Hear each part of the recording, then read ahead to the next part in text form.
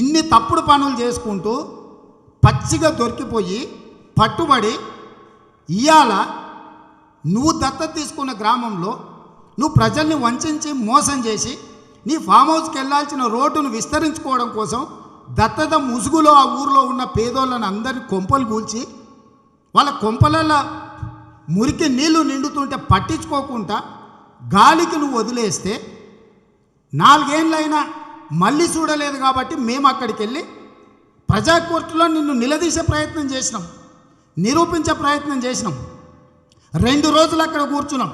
నిజంగానే మీరు మూడుచింతలపల్లిని కానీ కేశవరం కానీ లక్ష్మాపూర్ కానీ మీరు అభివృద్ధి చేసి ఉంటే మీరు రండి, మీరు చూపించండి. మీరు రాలేనప్పుడు కనీసం అధికారులనైనా పంపించండి. నేను స్థానిక పార్లమెంట్ సభ్యుని, నేను ఇక్కడ ఉన్నాను, మీరు అధికారులను పంపించండి అని చెప్పిన. సంబంధిత కలెక్టర్కు నేను ఫోన్ చేసి మాట్లాడాను, మీరు రాండి చూడండి అని. అధికారులు రాలేదు, ప్రజాప్రతినిధులు రాలేదు. కానీ ముందు రోజే టీఆర్ఎస్ వాళ్ళు మమ్మల్ని అడ్డుకుంటామని ప్రెస్ మీట్లు పెట్టి మమ్మల్ని తిట్టి, మేము వెళ్తుంటే దారిలో మమ్మల్ని అడ్డుకొని మమ్మల్ని రెచ్చగొట్టే ప్రయత్నం చేస్తే కూడా మేము సంవయనం పాటించినాము. మమ్మల్ని అడ్డుకోవడానికి ప్రయత్నం చేసిన మర్రి రాజశేఖర రెడ్డి కావచ్చు, మల్లారెడ్డి మనుషులు కావచ్చు, ముందు రోజు మాట్లాడిన టీఆర్ఎస్ నాయకులు కావచ్చు, మీరు తెలంగాణ సమాజానికి ఏం చెప్పదలుచుకున్నారు? ప్రజాస్వామ్యంలో ప్రతిపక్షాలుగా ప్రజల తరఫున ప్రభుత్వం ఇచ్చిన హామీలు అమలు జరగకపోతే ప్రజల తరఫున ప్రశ్నించాల్సిన బాధ్యత ప్రధాన ప్రతిపక్షమైన కాంగ్రెస్ పార్టీ మీద లేదా? ఏం లేదమ్మా, మీ డ్రెస్ కోడ్ బాగుంది, మరి మీ అందరూ డ్రెస్ చూడంగానే సంతోషం అనిపిస్తుంది. ఇట్లా డ్రెస్ కోడ్ ఉన్న వాళ్ళతో 1,00,000 మందితో మీటింగ్ పెట్టుకుందాం మనం పరేడ్ గ్రౌండ్లో. మిమ్మల్ని అందరినీ మెప్ప సెర్పు నుంచి కష్టపడే మిమ్మల్ని అందరినీ చూస్తే మా కష్టాలు కూడా మర్చిపోతాము. ఎందుకంటే మీరు ఒకరొకరు ఒక్కొక్క రకంగా కష్టాలు ఎదుర్కొని కుటుంబాన్ని పోషిస్తూ పిల్లల్ని చదివించుకుంటూ ఇంటి ఆయన జర ఇట్లట్లున్నా సాయంత్రం దావతులు చేసినా జర్రా మొత్తం సంలాయించుకుంటే సంసారం నడుపుతున్నారు కదా, సంతోషం. మీ అందరికీ 0 వడ్డీతోని మీకు డబ్బులు ఇవ్వాలి, బ్యాంకు లింకేజ్ ఇదంతా కూడా చేస్తాము తొందరలోనే. అదేవిధంగా స్కూళ్ళలో పిల్లలకు బట్టలు కుట్టేది కూడా మొత్తం మా అధికారులకు చెప్పిన, మీ సంఘాలకే ఇవ్వండి అని చెప్పిన. అదేవిధంగా అన్ని సబ్స్టేషన్ల కాడ సోలార్, ఇప్పుడు పెద్ద పెద్ద కంపెనీలు అదానీలు అంబానీలు పెట్టుకుంటారు సోలార్ ప్యానెల్స్ ఇవన్నీ. నేను మొన్ననే మాట్లాడిన మా చీఫ్ సెక్రటరీ గారితో, ఎక్కడికక్కడ లోకల్గా సబ్స్టేషన్ల కాడ సోలార్ ప్యానెల్స్ పెట్టి కరెంటు మీరే ప్రభుత్వానికి సరఫరా చేసేటట్టు మంచి వ్యాపారం మీకు చెయ్యాలని చెప్పి దాని విధి విధానాలు కూడా తయారు చేయమని చెప్పిన. ఇప్పుడు మీరు లక్షాధికారులే, ఈసారి ఇందిరమ్మ రాజ్యంలో మిమ్మల్ని కోటీశ్వరులను చేసే విధంగా మీ వ్యాపారం బాగా పెరిగేటట్టు, మీరు ఆర్థికంగా నిలదొక్కునేటట్టు, ఇంట్లో ఆడబిడ్డ చేతుల నగదు ఉంటేనే ఆ ఇల్లు చక్కగా ఉంటుంది. ఇంటైన చేతులు ఉంటే సాయంత్రం బెల్ట్ షాప్కి ఇచ్చి వస్తాడు, అంతేనా? నిజమా కాదా? మీరు ఏమైనా మిగిలించుకున్నా కూడా గుంజుకపోతాడు. అందుకే ఏంటంటే మొత్తం మీ చేతుల్లో ఉండేటట్టు రాబోయే రోజుల్లో ఇందిరమ్మ ఇండ్లు కూడా మొత్తం ఆడబిడ్డల పేర్ల మీదనే ఇవ్వాలని తీసుకున్నాం. ఈయన పొన్నం ప్రభాకర్ సార్, ఈయనకోసారి సప్పట్లు కొట్టురు, ఎందుకో మళ్ళీ చెప్తా. ఆర్టీసీ బస్సులో మీరు అందరూ ఉచితంగా టికెట్ లేకుండా ఇవాళ ప్రయాణం చేస్తున్నారంటే ఆసారే, బస్సులన్నీ ఆసారివే. మీరు ఎక్కడికి పోయినా, మన ఎవరన్నా సమ్మక్క సార్లమ్మ జాతరకు పోయొచ్చిరా బస్సులో? పోవాలే కదమ్మా. యాదగిరి గుట్టకైనా పోయిరా? పోయొచ్చిరా? Very good. ఏడికైనా మంచిగా తీర్థయాత్రలు కానీ అమ్మగారింటికి, ఇంటి ఆయన కోపం అయితే కూడా ఒకసారి అమ్మగారింటికి పోయిరాని. వండి పెట్టేటోళ్ళు లేకపోతే ఆయనకు తెలుస్తుంది. అప్పుడు చెప్పపెట్టకుంటే బస్ ఎక్కువరి, కిరాయి పైసలు కూడా ఎక్కర్లేదు, అవునా? అట్లే ఆరోగ్యశ్రీలో కూడా ఇంతకుముందు 5 లక్షలు కూడా చక్కగా ఇచ్చేది కాదు, ఇప్పుడు 10 లక్షలకు చేసినాం.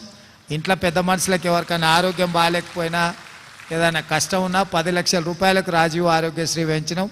మొన్ననే సిలిండర్ 500కి చేసినాం, తెలుసు కదా. కట్టెల పొయ్యిని అటకెక్కించి దీపం పథకం కింద మీకు సిలిండర్ గ్యాస్ పోయి ఆ రోజు 400కి ఇచ్చారు. కేసీఆర్ సారు మోడీ సార్ కలిసి 1200 చేశారు. కానీ మళ్ళీ సోనియా ఆడబిడ్డలకు కష్టం రావద్దని 500కే సిలిండర్ మీకు ఇచ్చేటట్టు చేసినాం. సిలిండర్ పథకం కూడా అమలైంది. అదేవిధంగా 200 యూనిట్లు వాడుకునే వాళ్ళకి అందరి ఇళ్ళకు కూడా ఉచితంగా కరెంటు ఇస్తున్నాం. మీరు కరెంటు బిల్లు కట్టాల్సిన పని లేదు. ఫ్యాన్ వేయాలన్నా లైట్ వేయాలన్నా టీవీ పెట్టుకోవాలన్నా మీటర్ దిక్కు చూసే పని లేదు, మంచిగా టీవీ సంతోషంగా చూసుకోరు.